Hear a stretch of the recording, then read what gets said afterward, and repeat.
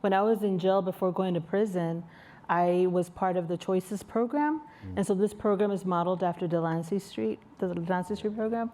And so it was there for the first time that I actually had a counselor actually talk to me, right? And so at this point, I was 40 years old, and that was the very first time that anyone talked about the trauma that happened to me, And so for my whole life, let me give you an example. So when I was 5 years old, I was sexually molested. I was 5 years old, right? And to carry that for so many years and nobody ever talking to you about it, but then the place that you find that therapy and that support that you need was behind bars. And I often say that I was in my own prison long before I went to prison, because of so many things that happened in my life, but never had the support or even the guidance, right? Given the community that I was from, right? It was just never there. It was never offered. And I'm sure I wasn't the only one, people like me just never had that. But I was, lucky enough that I came to the jail where they had this Choices program.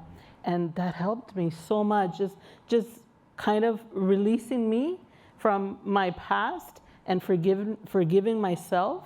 And then also letting go of stuff that I wasn't responsible for. What could I have been responsible for at the age of 5, or losing a child? Like, how was that my fault? But I just took that in, and that was more trauma, more things that I was not coping with and didn't know how to.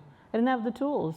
And so that's why it's very important, Sam, exactly, the therapy. So when people come out, they're prepared, not just for just coming out after so many years of incarceration and a whole new life out there, but just the ups and downs of coming out, the disappointments, Like, I didn't even have an ID when I got out, and having to go place to place just to get a voucher to pay for an ID.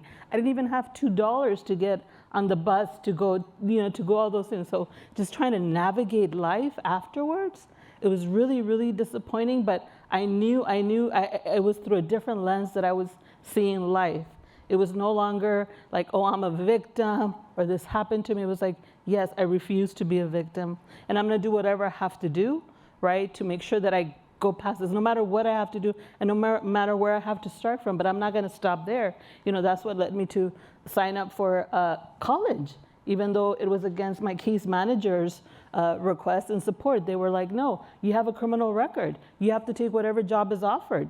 Yeah. Going to college is a waste of time, and had I believed them, I would not be here today. But you have to be prepared mentally before you're able to make those tough decisions. That mental support therapy is super important.